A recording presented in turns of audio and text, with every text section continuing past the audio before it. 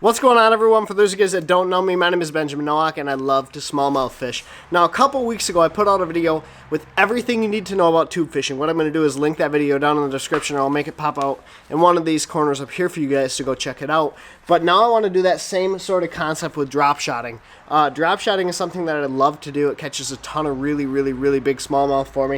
It actually caught one of my biggest bags ever, 29 pounds, 4 ounces of smallmouth bass, all on a drop shot. So it's a really big fish technique as well as a numbers technique, both for largemouth and smallmouth. But I'm going to really predominantly talk about smallmouth fishing with the drop shot because, in my opinion, it's a great way to cover water, get bites, and get those really big bites. A lot of people think of it as a numbers bait, but this will catch you as many big fish as it will numbers. So we're going to start with the rod, reel, line, and bait setup. The rod that I like to use, this is my go-to drop shot rod. This is a custom built rod, but there are a couple things you can take away from this and go and apply when you're looking to buy a rod, and I'm going to show you some rods that you can buy straight from the market. This is a 7'2" medium extra fast rod. What that means is it has a medium power, so just enough power to get a hook set into that fish. It's extra fast tip, which means the tip is really quick. It shuts off quickly, and I like that extra fast tip because it helps me sense and feel the bites a little bit easier than if you were fishing like a fast or a moderate fast tip, obviously. I really like the foregrip. This is a big thing for me. I like having the foregrip because the way I hold my spinning rod is all 4 fingers in front of that spinning reel. This is actually a Dio Fuego. The key here, this is a 6:2-to-1 reel, so it's a high-speed reel. It picks up line quickly, so when that fish eats my drop shot, I can set the hook and get that fish moving to the boat, especially if I'm dropping in deep water, 20-30 feet deep. I can use this reel, that 6:2-to-1 speed, to get that fish coming to the boat. I would say I use about a 6-foot leader, and the reason I say 6 foot is because I tie it to a swivel. A lot of people don't tie it to a swivel. A lot of people tie the lines together. I'll explain why I like a swivel here when I'm talking about more about that setup there.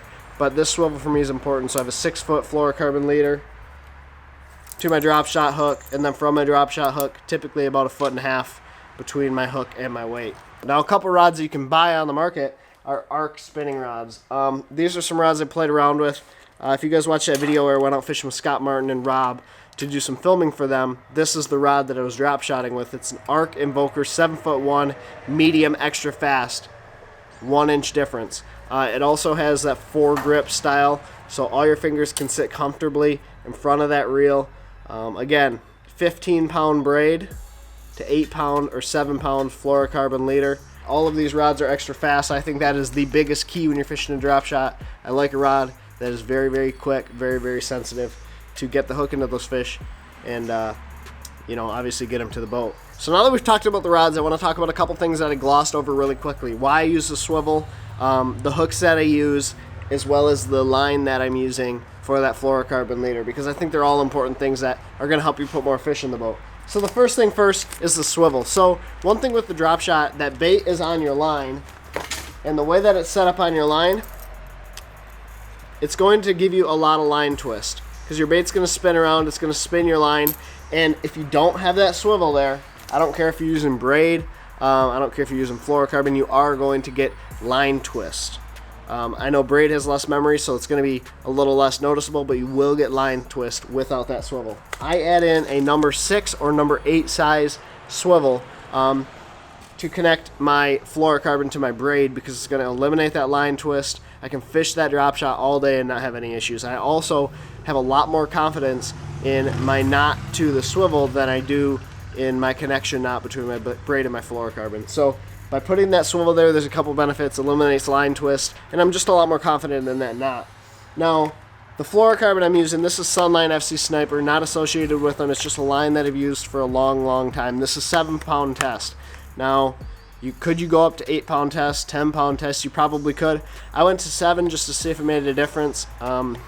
Honestly, have not noticed a difference between 7 and 8-pound test. And granted, I'm not fishing the most pressure bodies of water in the world, but I still think you'd be able to notice something. So 7 to 10-pound test fluorocarbon. You can go down lighter if you want, but those are my recommendations. So this is the hook that I'm using exclusively now. This is the Owner Mosquito Hook, size 1/0. A lot of people like to fish really small hooks. I really like the Owner Mosquito Hook. because it's a little more open than your traditional style drop shot hook. Now that is what the hook looks like. It's got more of a flat base here, more of a gap between the line tie and that hook point. It just really keeps those fish pinned really well, especially with big smallmouth. You want to be able to get this in their mouth, basically in the top of the lip, and keep that fish hooked. Now I'm going to show you guys the owner mosquito hook versus a traditional style drop shot hook, and I'm hoping I'm going to be able to make my point. So with a traditional style drop shot hook, you have your hook and then it kind of comes up. You have much less hook gap on this hook than you do with the owner mosquito hook, and I'm going to hold them at the hook point, or at the line tie, and I'm hoping you guys can see that. There's a lot more hook gap between this hook than there is with your standard style drop shot hook. Now another really popular choice lately has been a Niko style hook, and what a Niko style is, it's very similar to that owner mosquito style hook, but it's got a lot longer shaft.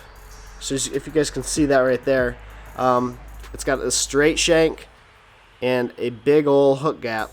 Now this is what a lot of people are going to, because those fish can get it deeper in their mouth rather than just being skin hooked on the front of their lip. And this is a Mustad Titan X Wacky Niko hook in the size 1. I haven't really played with it enough to give you guys a good insight on whether or not I like that hook. So for now, my recommendation is an owner mosquito size 1/0. The weight is also a big point. So I've played with all the weights. I've played with the round weights. I've played with the tied weights, the ones that you tie on. I've played with the cylinder weights.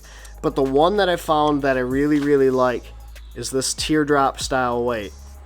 This teardrop style basically has the advantages of the round weight with the big old flat bottom. So you get a lot of really good feel. You can feel the bottom really well. But it also comes through grass well because it's more weedless, I guess. That round weight catches a lot of grass. This will come through the weeds a little bit better, stay a little bit more weedless, but you also get the benefits, obviously, of that round weight, which I've already mentioned. Now, this is lead. Beast Coast also makes a tungsten style drop shot weight. Now, my issue with tungsten drop shot weights, I will not throw it when I'm fishing heavy rock. It's a smaller profile, so it's going to get hung up more. That smaller profile can fit better into those tiny nooks and crannies, get hung up. You're going to break off a lot of weights. Until there's regulations in place that tell me I cannot fish a lead teardrop drop shot sinker, that is what I'm fishing. This is one of the only applications that I'm fishing lead anymore. Typically I'm fishing between a quarter all the way up to 3/4 of an ounce. That 3/4 ounce is when it's really rough on the Great Lakes. But a 1/4 ounce is a great way to go if you're fishing anything less than 15 foot of water. If you're fishing less than 15 feet of water, go to a 1/4 ounce. If you're fishing 15 to 20, 25 feet of water, go to a 3/8. Anything deeper than 25 feet of water, fish a 1/2 ounce. Now, that's going to really depend on your feel, how wavy it is, how rough it is, because I will fish that 3/4 ounce in 30 feet of water just to get that bait down, especially when I'm dropping on them. But typically, my most used size is a 1/4 or 3/8 of an ounce. Now I try to use as light of a weight as possible. It's the same as flipping, pitching.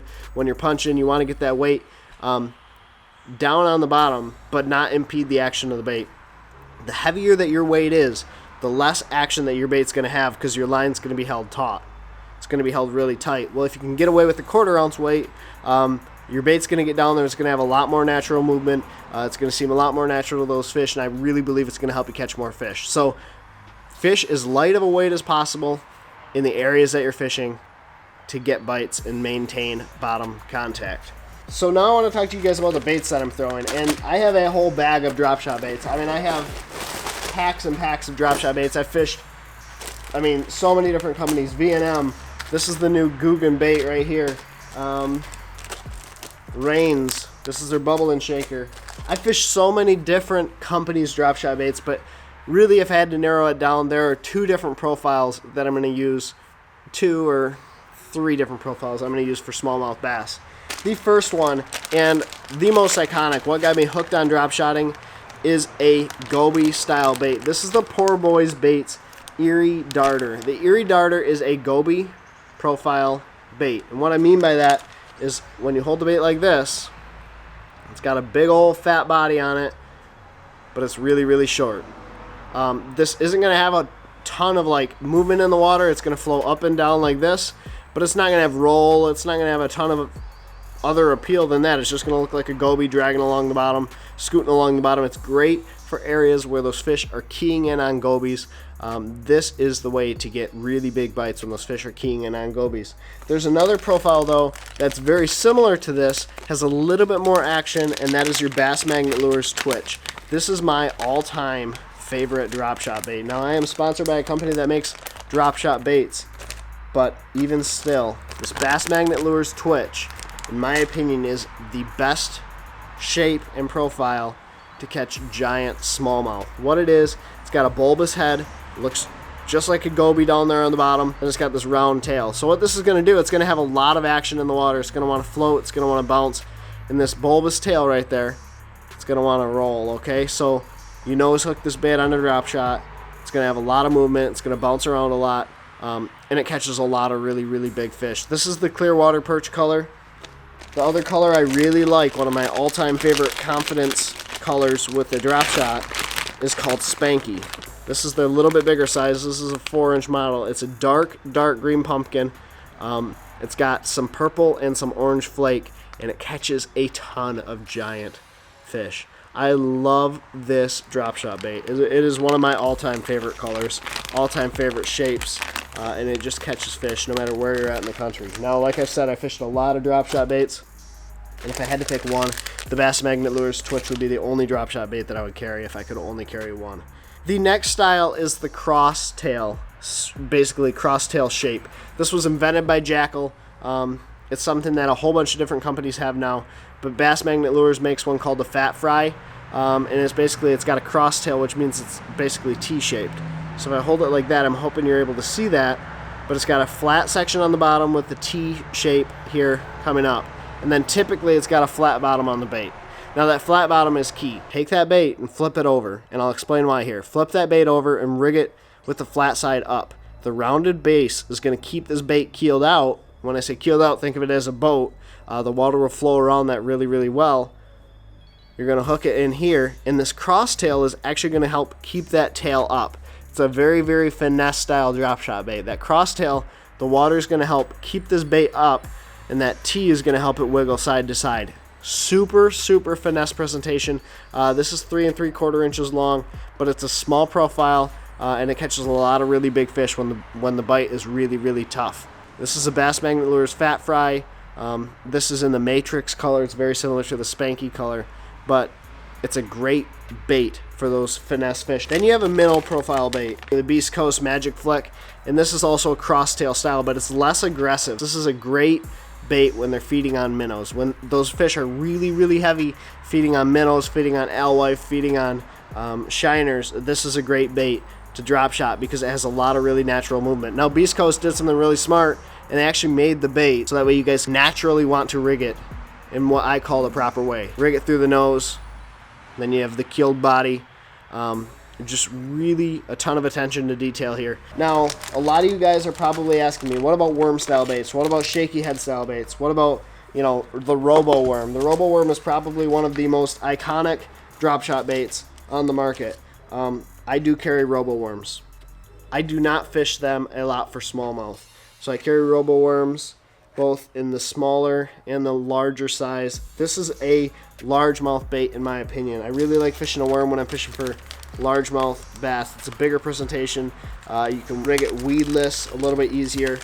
And again, the Dream Shot is another bait that I would consider a worm style bait. It's not something I like to fish as much for smallmouth bass. I don't know why. They just like that shorter, smaller, stubbier profile. They just think it may be what they eat. A lot of smallmouth are keyed in on smaller minnows, smaller bait, whereas largemouth are keyed in on big bluegills and just bigger bait fish typically. My key style baits: Bass Magnet Lures Twitch, a cross tail style bait, and then a goby bait like the poor boy's Erie Darter here. Now, a couple ways to fish a drop shot. The first and easiest way, in my opinion, to fish a drop shot, I will take and I will flip it out about 20 or 30 feet away from the boat and drag it back. Easiest way to fish a drop shot. Doesn't matter where you're at in the country, it's going to catch you fish. Take this bait, flip it out 20, 30 feet away from the boat, drag it back, you're gonna catch fish. Another more dialed in presentation is fishing it around structure or cover. A lot of times I'm not going to use this as a search bait. This is not something I'm going to take and go out to a new body of water and try to find fish with. You can't cover water quickly with it. I'll key in on a piece of structure or cover, whether it's grass, whether it's a hard break, whether there's a little hump there. I'll look at it and I'll fish my bait around there really, really slow. I'll make like short flips and pitches to it and just really set that bait there and shake it in place. And a lot of times those fish are curious, smallmouth especially, are very, very curious. So if you shake that bait in place, they'll come over, they'll look at it, and eventually they are going to eat your drop shot. And the final way is when you're super dialed in and you're looking at them on the graph, you're going over them in a little bit deeper water, you can see them on the graph, you drop straight down to them. You literally drop right next to your trolling motor head without getting your bait tangled up in your trolling motor. I've done that a ton. You're going to be able to catch fish that way as well. I hope you guys enjoyed that video. I know there's a ton of information in here. If you did, please give it a thumbs up, share it with your friends. For those of you guys that don't know me or not subscribed to my channel, please hit that subscribe button down below. And as always, thank you for watching. Take care. Tight lines. God bless.